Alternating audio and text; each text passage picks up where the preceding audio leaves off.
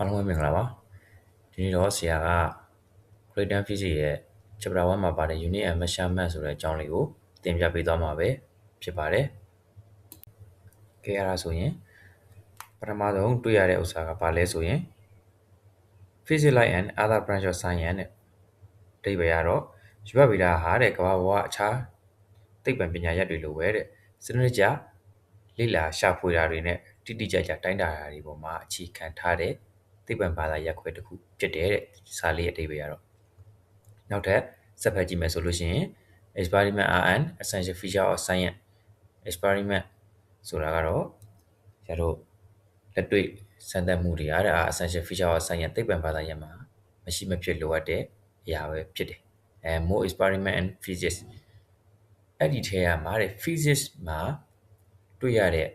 လက်တွေ့စမ်းသပ်ချက်အများစုပါဆိုလို့ရှိရင် require လိုအပ်ပါတယ်သူကဘာတွေလိုအပ်တယ်လဲဆိုလို့ရှိရင် the observation made to be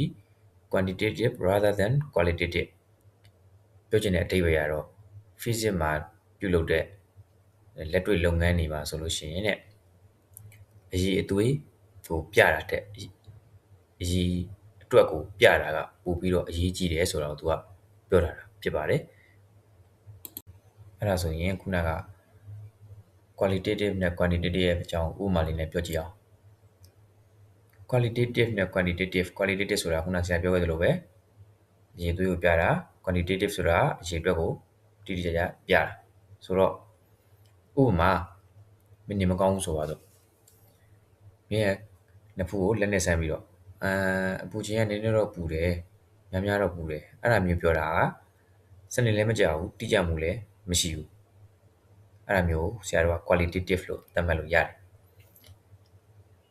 ပြီးတော့ဒါမှမဟုတ်ဘဲနဲ့မင်းကလက်နဲ့မဆမ်းဘဲနဲ့တာမိုမီတာလေးနဲ့ဆမ်းပြီးတော့ကျွန်တော်ရဲ့အဖျားကတော့100 ဒီဂရီဖာရင်ဟိုက်ရှိတယ်101ဒီဂရီဖာရင်ဟိုက်ရှိတယ်102ဒီဂရီဖာရင်ဟိုက်ရှိတယ်ဥပမာပေါ့အဲ့လိုမျိုးမင်းတိုင်းလိုက်ပြီဆိုလို့ရှိရင်တော့ဒါတိကျတဲ့တိုင်းတာမှုဖြစ်သွားပြီအဲ့ဒါမျိုးဆရာတို့က quantitative လို့သတ်မှတ်တယ်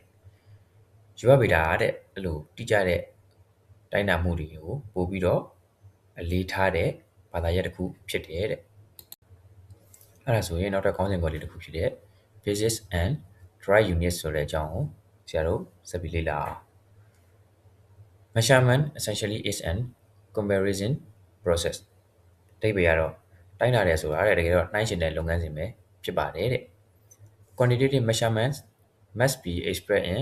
numerical comparison to certain agreed upon set of standard အဓိပ္ပာယ်ကဘာလဲဆိုတော့တဲ့ကိန်းဂဏန်းနဲ့တိုင်းတာချက်တွေကိုဖော်ပြတဲ့အခါမှာတဲ့အားလုံးကသဘောတူထားတဲ့စံနှုန်းတွေနဲ့ပဲနှိုင်းယှဉ်ပြီးတော့ဖော်ပြရမယ်တဲ့အဲ့ဒါဘာပြောတာလဲဆိုတော့ဥပမာတို့ဟိုးရှိတော့မြန်မာတွေကအလျားကိုတိုင်းရင်အရှိကိုတိုင်းလို့ရှိရင်တို့ကဘာနဲ့တိုင်းလဲဆိုတော့အလံတို့ဘယ်နှတောင်ရှိတယ်တို့ဘယ်နှထွာရှိတယ်တို့အဲ့ဒါနဲ့တိုင်းကြတယ်ဒါပေမဲ့တချို့နိုင်ငံကလူတွေကြတော့အဲ့လိုတိုင်းလားဆိုတော့မတိုင်းဘူးဒါတို့မြန်မာလူမျိုးပဲတိုင်းတာပေါ့တခြားနိုင်ငံကလူတွေကသူတို့နည်းနဲ့သူတို့တိုင်းမယ်တရုတ်ကလည်းတရုတ်လိုတိုင်းမယ်တရုတ်နည်းနဲ့တိုင်းမယ်အိန္ဒိယကလည်းအိန္ဒိယနည်းနဲ့တိုင်းမယ်အဲ့လိုပဲအင်္ဂလန်ကလည်းအင်္ဂလန်နည်းနဲ့တိုင်းမယ်တို့မြန်မာတွေကတော့ဘယ်နှထွာဘယ်နှတောင်ဘယ်နှလန်အဲ့ဒါမျိုးကိုတိုင်းရတယ်အမျိုးမျိုးပေါ့တကဘာလုံးမှာအမျိုးမျိုးတိုင်းရတယ်ပေါ့အဲ့ဒါနဲ့ကဘာလူသားတွေကဲအဲ့ဒါဆိုတော့မဖြစ်တော့ဘူးငါတို့ဒီလောက်အရှိကိုတော့1မီတာလို့သတ်မှတ်မယ်ဒီလောက်အရှိကိုတော့1ကီလိုမီတာလို့သတ်မှတ်မယ်အဲ့လိုမျိုးသူကစံနှုန်းသတ်မှတ်ချက်တိုင်းတာချက်တစ်ခုကိုသတ်မှတ်လိုက်ကြတယ်အဲ့ဒါတကဘာလုံးကလက်ခံတဲ့စံနှုန်းနဲ့စံနှုန်းဆိုတာအဲ့ဒါကိုပြောတာအဲ့လိုစံနှုန်းနဲ့ပဲတဲ့တိုင်းတာပြီးတော့သတ်မှတ်ရမယ်တဲ့အဲ့လိုပြောချင်တာဖြစ်တယ်เนาะကဲအဲ့ဒါဆိုဆရာတို့နောက်ထပ်စာသားလေးတစ်ခုကိုတွားကြည့်အောင်ဘာရေးထားလဲဆိုရင် there are many things in the world that can be measured accurately ကမ္ဘာပေါ်မှာတိတိကျကျတိုင်းတာလို့ရတဲ့အရာတွေအများကြီးရှိတယ်တဲ့ these things are known as physical quantity အဲ့လိုတိတိကျကျတိုင်းတာလို့ရတဲ့အရာမှန်သမျှကို physical quantity လို့ခေါ်တယ်ဘယ်လောက်ပဲကြီးကြီးဘယ်လောက်ပဲသေးသေးတိတိကျကျတိုင်းတာလို့ရတဲ့အရာမှန်သမျှကို physical quantity လို့ခေါ်ပါတယ်တဲ့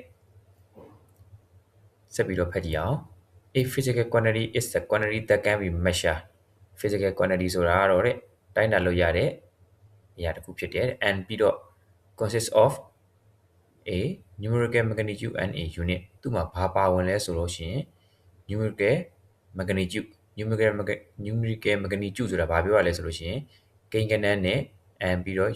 unit တစ်ခုပါဝင်ပါတယ်တဲ့အဲ့ဒါဆိုရင်ဆရာတို့ physical quantity မှာဘာတွေပါဝင်လဲဆိုလို့ရှိရင် numerical magnitude လို့ခေါ်တဲ့ကိန်းဂဏန်းနဲ့ပြီးတော့သူ့ရဲ့ unit တစ်ခုပါဝင်တယ်သူ့ရဲ့ပုံသဏ္ဍာန်ကိုဘာနဲ့သတ်မှတ်လဲဆိုရင် Q equal to nu Q equal to nu လို့သတ်မှတ်တယ်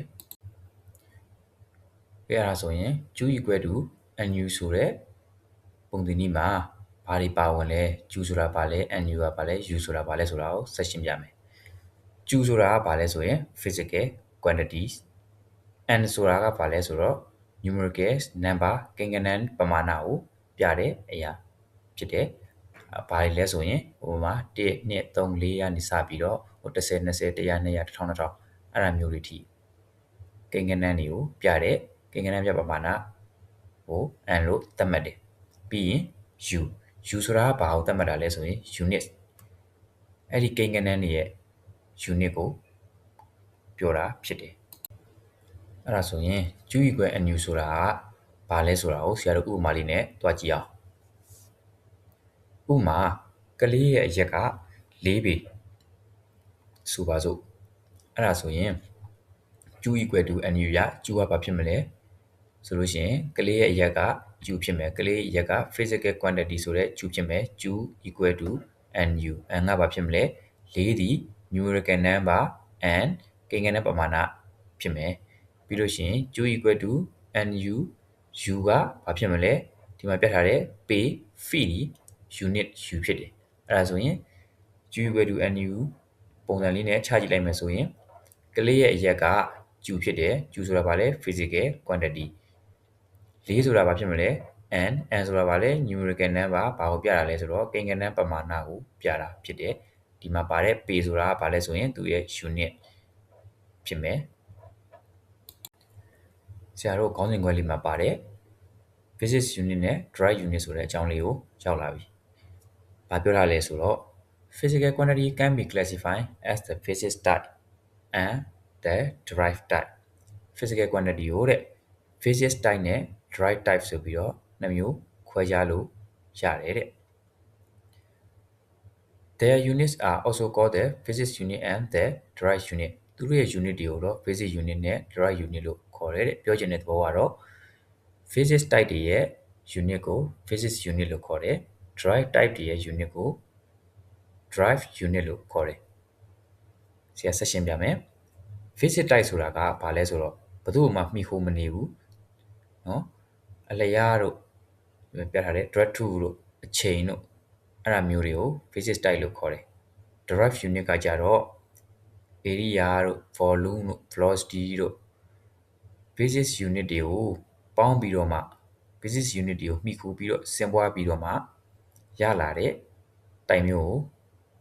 drive type လို့ခေါ်တယ်သူ့ရဲ့ unit တွေကိုရော drive unit လို့ခေါ်တယ်ဘယ်သူမှမမှီခိုဘဲနဲ့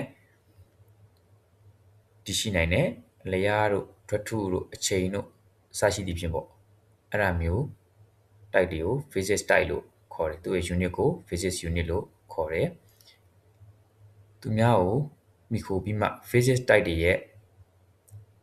unit တွေကိုမှီခိုပြီးမှပေါင်းစပ်ပြီးမှ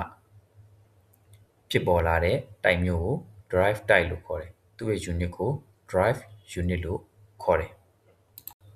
drive unit အကြောင်းကိုရှင်းပြထားတဲ့စာသားလေးကပါလဲဆိုရင် a drive unit is a unit of measurement found by combination the basis or base unit of a system a drive unit is a unit of measurement drive unit ဆိုတာတဲ့အတိုင်းအတာ unit တစ်ခုပဲဖြစ်တယ်တဲ့ found by combination the basis or base unit of a system basic unit တွေကိုပေါင်းစပ်ပြီးမှဖြစ်ပေါ်လာတဲ့ unit က drive unit ပဲဖြစ်တယ် drive unit ဆိုတာဘာလဲဆိုရင် basic unit တွေကိုပေါင်းစပ်ပြီးမှဖြစ်ပေါ်လာတဲ့ unit ကို drive unit လို့ခေါ်တယ်ဥပမာအဖြစ် speed ရဲ့ပုံသဏ္ဍာန်ကဘာလဲဆိုရင် speed က distance ကိုတိုင်းနဲ့စားပေးရတာဖြစ်တယ် speed အရှိန်နှုန်းဆိုလိုချင်လို့ရှိရင် distance ဆိုတဲ့အကွာအဝေးကို တိုင်းဆိုတဲ့အချိန်နဲ့စားပေးရတာဖြစ်တယ်သူ့ရဲ့ unit ကဘာလဲဆိုရင် meter per second အဲ့ဒီ meter per second ကဘာလဲဆိုရင် drive unit လို့ခေါ်တယ်ဘာလို့လဲဆိုရင် drive unit မှာ meter နဲ့ second နဲ့နှစ်ခုပါတယ် meter ဆိုတာက distance ရဲ့ basic unit ဖြစ်တယ် second ဆိုတာက time ရဲ့ basic unit ဖြစ်တယ် meter နဲ့ second basic unit နှစ်ခုလုံးကိုပေါင်းပြီးတော့ meter per second ဖြစ်သွားတယ်အဲ့ဒီအတွက် meter per second ဆိုတာကဘာလဲဆိုရင် drive unit distance ရဲ့ basic unit ဖြစ်တဲ့ meter နဲ့ time ရဲ့ basic unit ဖြစ်တဲ့ second ကိုနှစ်ခုပေါင်းပြီးမှဖြစ်တဲ့ unit ဖြစ်တဲ့အတွက် speed ရဲ့ unit ဖြစ်တဲ့ meter per second က drive unit လို့သတ်မှတ်တယ်ကဲအဲ့ဒါဆိုဒီနေ့သင်ခန်းစာကတော့ဒီလောက်ပါပဲအားလုံးကိုကျေးဇူးတင်ပါတယ်နောက်သင်ခန်းစာတွေမှာဆရာနဲ့အတူတူဆက်ပြီးတော့စာရေးလေ့လာအောင်